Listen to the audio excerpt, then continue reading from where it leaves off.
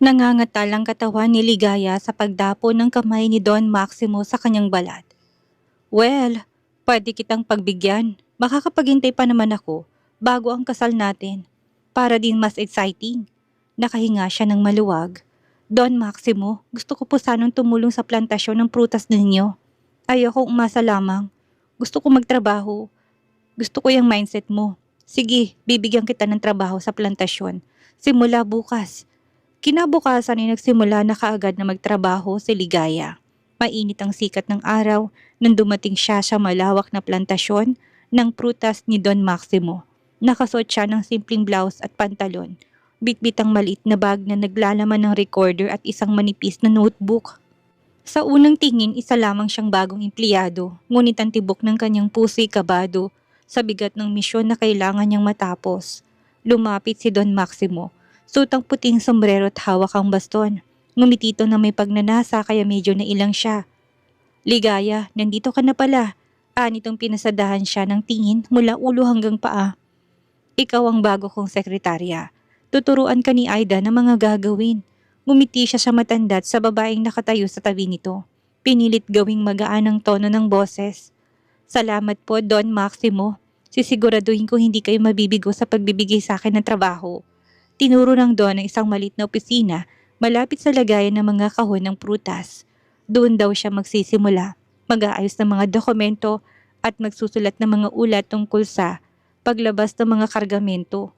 Habang nililinis niyang opisina upang magsimula'y sinipat niya ang paligid. May 5 lalaking pabalik-balik sa isang lumang bodega na sinasara ang pinto tuwing may dalang kahon. Lumipas ang oras, lumapit sa kanya si Don Maximo. Bitbit ang 2 baso ng malamig na katas ng prutas. Para sa'yo, Ligaya. Mainit para malamigan ka. Napangiti ito at bahagyang lumapit sa kanya. Tila may ibig ipahiwatig. Tiniis niyang pakiramdam ng pagkasuklam.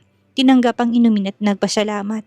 Alam niyang kailangan niyang makuha ang tiwala ni Don Maximo. Habang tinatapos niyang pagsusuri sa mga dokumentong iniwan sa mesa, biglang huminto sa tapat ng opisina ang isang itim na pickup truck. Bumaba mula ditong isang lalaking matikas ang tindig, nakasuot ng denim at puting polo. Naiwan ang pintong bahagyang bukas kaya nasilip niya mula sa siwang habang nagpapanggap na nag-aayos ng papeles. Napatingin siya sa bagong dating. Si Carlo. Anong ginagawa dito ng lalaki? Natutuwa siyang makita dito. Ngunit mas lamang ang takot. Pumasok si Carlo sa loob ng opisina ni Don Maximo nang walang paanyaya. Tumayo ang matanda at pilit ng ngiti. Anong may paglilingkod ko? I believe na nagkita na tayo somewhere. Oh yes, naalala ko na. Ikaw ang CEO ng Velasquez Realty Corporation. Naging boss ka ni Ligaya na sekretary ko na ngayon. Ani Don Maximo na sumulyap sa kanya. Yeah, she already resigned. And I don't care kung kanino siya nagtatrabaho ngayon. Napasinghap siya sa nadinig. Hindi na ako magpapaligoy-ligoy pa. Ipapaalam ko lang na ako ang bago may-ari ng lupain sa kabila. Hindi ko gustong maglalagay ka ng mga kargamento sa lupain hindi sa'yo. Nitong sinulyapan siya. Ang pag-uusapan naman natin yan, ipapaalis ko mga kahon ng prutas sa lupa mo. Good, ayoko ng gulo pero ayoko ng inaagrabyado. Umalis si Carlo na hindi lumilingon. Naiwan sila ni Don Maximo at bagamat ngumiti ito, siya ay lubhang kinabahan. Nagpaalam siya na magtatagal sa warehouse upang tapusin ang report. Nagpaabot talaga siya ng gabi, tahimik ang paligid. Nakaupo siya sa harap ng mesa, binubuklat ang mga peking invoice na pinapasa ni Don Maximo. Pinipilit intindihin kung kailan darating ang susunod na special na kargamento.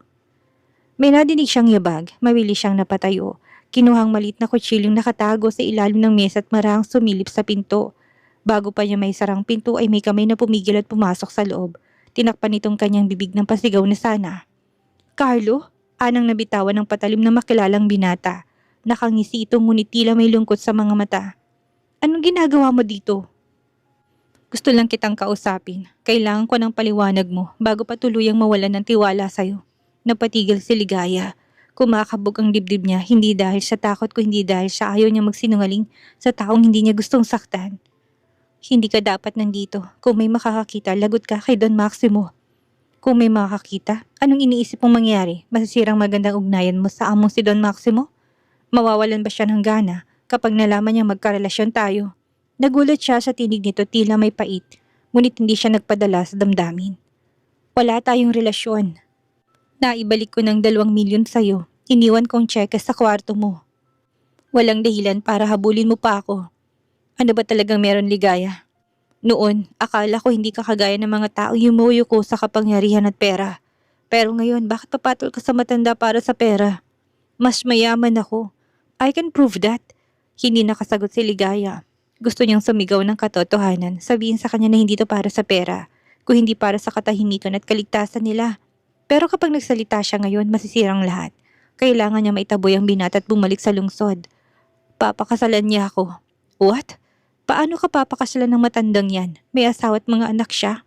Anitong natigagal, inayos niya ng annulment ng kasal nila. Basta huwag ka na magtanong. Hindi totoong relasyon natin, kaya walang problema kung sumama ako kay Don Maximo. Nangako siyang ibibigay ang lahat ng gusto ko. Akala ko may dahilan ka kung bakit mo ko iniwan, pero kung pera lang pala, sana sinabi mo na lang ng maaga, bibigyan kita. Magkano? Bumalik na tayo sa mansyon. Anitong hinawakan siya sa pulsuhan. Nangingilid ang luha niya, ngunit nagpakatatag siya. Kontrata at ilang buwan lang ang kaya mong ibigay. Si Don Maximo ay habang buhay. Huwag mo na akong guluhin, nakapili na ako. No, you're lying, ani Carlo na mas lumapit sa kanya. Hindi makahinga si Ligaya sa presensya nito. Totoo ang sinasabi ko, kaya hindi mo na kailangan pumunta dito at pilitin ako na sumama sa'yo. Huwag mo ko lokohin, Ligaya. Hindi mo ko kayang itaboy gamit ang kasinungalingan. Hindi ako nagsisinungaling. Mas magiging madali ang buhay ko kung si Don Maximong sasamahan ko. Ani at umaasang makukumbinsi si Carlo. Kung hindi, bakit nanginginig ka? Sabihin mo sa akin habang nakatingin ka sa mga mata ko na hindi mo ko gusto. Sabihin mo. Tumawa siya upang mas maging epektibong sasabihin. Huwag mo sabihin pinaniniwalaan ng mga sinabi ko sa'yo. Sinabi ko sa'yong gusto kita at mahal kita dahil akala ko'y mahulog ka sa bitag ko. Hinawakan itong braso niya. Marahan, ngunit mariin. Naglapat ang kanilang mga mata at bago pa man siya makapagsalita ng isa pang kasinungalingan, bigla siyang hinalikan ni Carlo. Mabilis, mapusok, puno ng damdaming hindi niya kayang bigyan ng pangalan. Nagpumiglas siya, ngunit hindi dahil sa pagtutol ko, hindi dahil baka may makakita sa kanila. Ngunit sa isang segundo ng kahinaan, gumanti siya ng halik. I miss you so much, Ligaya. Sa susunod ka nang magsusuot ng pantalon kahit na kailan. Tapos may cycling shorts pa. Ano ba to? Bakit ang daming harang? Ang laking hassle. Irritableng sabi nito. Hindi niya masabing protection nito para kay Don Maximo. Tinulungan niya ito upang matuloy ang pag-angkin nito sa kanya, ngunit may narinig silang yabag. Napabitaw siya sa bisig ni Carlo, mabilis siyang kumilos bago pa magbukas ang pinto. Magtago ka dun sa likod ng mga crate. Bilis! Bulong niya sabay tulak sa binata. Atakihin yata siya sa puso. Agad na sumiksik si Carlo sa likod ng mga kahon ng prutas. Pagkabaling niya tawak ang mga papel, bumukas ang pinto. Naroon si Don Maximo, suot pa rin ang puting sombrero at dala ang baston. Ligaya, anong ginagawa mo dito na mag-isa? Bakit hindi ka pa umuuwi? Anitong may iritasyon sa boses kahit na nakangiti. Nag-aayos lang po ako ng mga papeles sa warehouse. May pinapahanap kayong invoice kanina, hindi ba? Tinignan ko kung nandito. Medyo magulo pong mga documents. Tahimik na pumasok si Don Maximo, pinasadaan ng tingin ng buong lugar. Tila sinusuri ang paligid. Napatingin sa mga kahon, ang mga kahong pinagtaguan ni Carlo. Lumalapit to sa crate, ilang saglit pang nagtagal si Don Maximo sa loob. Tila pinapakiramdaman kung may ibang tao sa warehouse. Tara na't umuwi ka na sa mansyon. Hindi mo kailangan mag-overtime. Susunod na po ako. Liligpitin ko lang po ito. Hindi pa rin po ko inaantok. Tara na, sabay na tayo. Anitong tumalikod at lumabas ng warehouse. Sumunod siya dito bago pa maghinalang matanda. Dahan-dahang sumarang pintuan. Nilingon niyang kinaroroonan ni Carlo bago lumabas. Tahimik sa warehouse. Sa labas, unti-unting lumalay yung mga yabag. Nadinig ni Carlo ang tunog ng palayong sasakyan. Naiwan siyang mag-isa sa loob at hindi mapakali. Iba ang pakiramdam niya sa paligid. Habang nakasiksik sa sulok ng mga kahon, aksidente siyang napahawak sa isa sa mga ito. Lumakas ang kanyang kutob. Dahan-dahang binuksan niya ang takip ng kahon gamit ang dulo ng kalawanging pako na nakita niya sa lapag. Nabuksan niyang isang bahagi ng kahon. Ngunit sa halip na amoy ng hinog na prutas ang bumungad sa kanya ay amoy ng plastik, kemikal at selyadong mga pakete. Nalaki ang mga mata ni Carlo. Sa ilalim ng ilang piling mangga, nakasalansan ng makakapal na pakete. Balot sa itim na plastik at may markings at bawat isa ay may bigat. Kinuha niyang isa. Dahan-dahan niyang sinipat ang gilid ng pakete. Gamit ang dulo ng pako pinilas niyang selyo. Pagkabukas, puting pulbos. Hindi siya pinanganak kahapon upang hindi malamang pinagbabawal na gamot ang nasa pakete. Isa, dalawa, tatlong kahon pang sinipat niya na pare-parehong laman. Tinatay ang milyong-milyong pisong bawat kahon. Ang buong warehouse na ito pugad ng transaksyon. Nanigas siya, napakapit sa gilid ng kahon. Hindi dahil siya takot kundi dahil siya bigat na natuklasan. Hindi lang ito simpleng plantasyon ng prutas. Ito ay imperyo ng droga. At si Ligaya. Nasa panganib ang dalaga, ngunit biglang may tunog ng pintong kabilang bahagi ng warehouse. Mabilis siyang nagtago. Nilagay pabalik ang mga takip ng kahon, pinulot ang pakete at mabilis na siniksik sa bulsa ng kanyang coat. Sumilip siya sa siwang ng kahoy, dalawang trabahador ang dumating. Tahimik na nagbubuhat ng mga kahon palabas. Kinapa niya ang phone upang kumuha ng ebidensya ngunit wala sa bulsa niya. Napamura siya ng pabulong. Maingat siyang naghintay ng pagkakataon upang makatakas. Kailangan malaman ni Ligaya na tuklasan niya. Sumakay siya sa sasakyang nasa lupang pag-aari niya. Kinuha niyang phone at tinawagan si Ligaya. Nakailang ring bago to sumagot. Hello Ligaya, magkita tayo ngayon. Nasa labas ako ng sasakyan malapit sa kubo sa kabilang lupain lang. Naglalakad sa gilid ng plantasyon si Ligaya malapit sa boundary sa lupang pag-aari ni Carlo. Lumapit siya sa kubong gawa sa kawayan. Naabutan siya ni Carlo sa loob. Hindi siya nagsalita kaagad. Nang magtagpo ang kanilang mga mata, ang tensyon sa pagitan nila ay parang apoy na sisiklab anumang sandali. Namula ang mukha niya nang maalalang namagitan sa kanila kanina. Bakit mo ako pinatawag? Malamig ang boses niya. May sasabihin ako sa'yo. Ano yun? Bilisan mo na. Tumakas lang ako. Pero napalitan ng piling ngiti ang seryosong mukha nito at hinagod ng tingin ang suot niyang maluwag na dress. Bakit nakadress ka na ngayon porket makikipagkita ka sa akin? Miss mo na ba si Junjun? Pinigil niyang mapangiti, inirapan niyang binata at nagkunwaring naiinis. Totoong sinadya niyang alisin ang sagabal na pantalon kanina. Masyado yata siyang halata. Alam mo, kung wala kang sasabihin, babalik na ako sa mansyon. Ikaw naman, hindi ka na mabiro. Seryosong sasabihin ko. Bilisan mo, dahil baka malaman ni Don Maximo na lumabas ako. Nakita kong laman ng mga kahon Ligaya.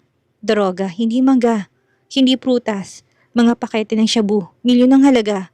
Bilyon sa kabuuan. Diretsong sabi ni Carlon ay kinagulat niya.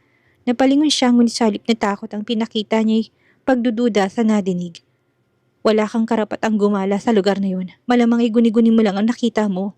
Prutas ang in-export nila Don Maximo. Ligaya, maniwala ka sa akin. Kitang-kita ng dalawang mata ko. May ebidensya ka ba? Wala akong dalang phone noong time na pinuntahan kita. Pero may nakuha ko isang pakete. Kung ano man ang nakita mo, kalimutan mo na. Walang maniniwala sa'yo. Gising ka ba talaga sa ginagawa mo? O bulag ka na sa mundong ginagalawan mo? Hindi mo ba alam kung gaano kadelikadong pinasok mo? Alam ko kung anong ginagawa ko. Huwag ka na makialam. Anong tatalikod na sana ngunit kinuha ni Carlo ang braso niya. Kung alam mo, bakit ka pa rin nandito? Bakit mo pa rin nilalapitan si Don Maximo? Sa halip na lumayo, magpapakasal ka pa? Nababalo ka na ba? Oo, nasisiraan na ako ng bait kaya tigilan mo na ako. Alam mo ng delikado. Lumayo ka na't bumalik sa lungsod. Hindi ako aalis hanggat nandito ka. Ligaya, hindi lang si Don Maximong sangkot dito. May connection siya na nagbibigay ng proteksyon sa illegal niyang gawain. Hindi lang ito operasyon ng isang matandang sakim. Isa itong sindikatong protektado mula sa itaas. Hindi ko kailangan ng haka-haka mo. Walang mangyari sa akin at kaya kong proteksyonan ang sarili ko. Ligaya, natitiyak ko na mapapahama ka sa ginagawa mo. Pero teka, huwag mo sabihing matagal mo nang alam ang illegal na gawain ni Don Maximo. Sabihin mo kung hindi ka talaga kabilang sa kanila. Ngunit natiling tahimik si Ligaya. Tumingin siya sa mga mata ni Carlo. Gusto niyang sabihin ng totoo. Nang totoo informante siya na sinusugal niyang buhay niya para wasakin ng sindikato. Na niloloko niya si Don Maximo pero kapag ginawa niya yun, natitiyak niyang mapapahamak si Carlo. Umalis ka na Carlo. Ang kumpanya mong pagkaabalahan mo. Huwag mo sayangin ang oras mo dito. Tinakpan ng binatang bibig niya. May padating na truck at pumarada sa mismong harap ng kubo. Pinagmasan nilang galaw ng mga tao. Naglalabas to ng mga kargamento mula sa warehouse. Alisto si Carlo at kinuha na ng plate number ng truck. Nag-record din ito ng video sa cellphone habang nagkakamada ng mga kahon ng mga tauhan. Biglang bumuhos ang malakas na ulan.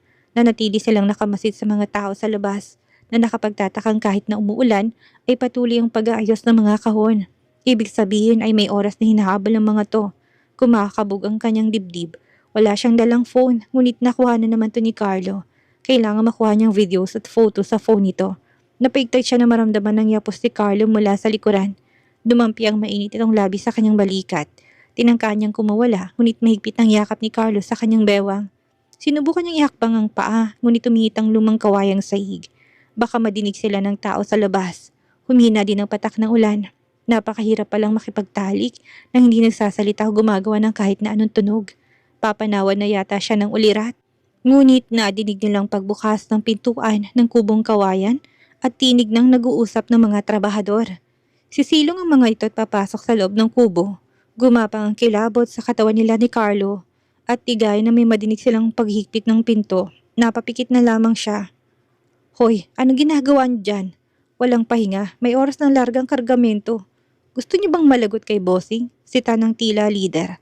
Agad nilang nadinig ang yabag palayo ng mga tauhan. Tila siya nabunutan ng tinig. Nadinig din ang pag-alis sa sasakyan. Saka lamang siya nakahinga ng maluwag. Humakbang siya upang silipin ang palayong truck. Hinila siya ni Carlo at muling siniil ng halik. Mukhang gusto pa nitong umulit. Kailangan na ako umalis at baka malaman ni Don Maximo na lumabas ako. Hey, sakin ka lang. Huwag mo ibibigay ang sarili mo sa iba. Nintindihan mo?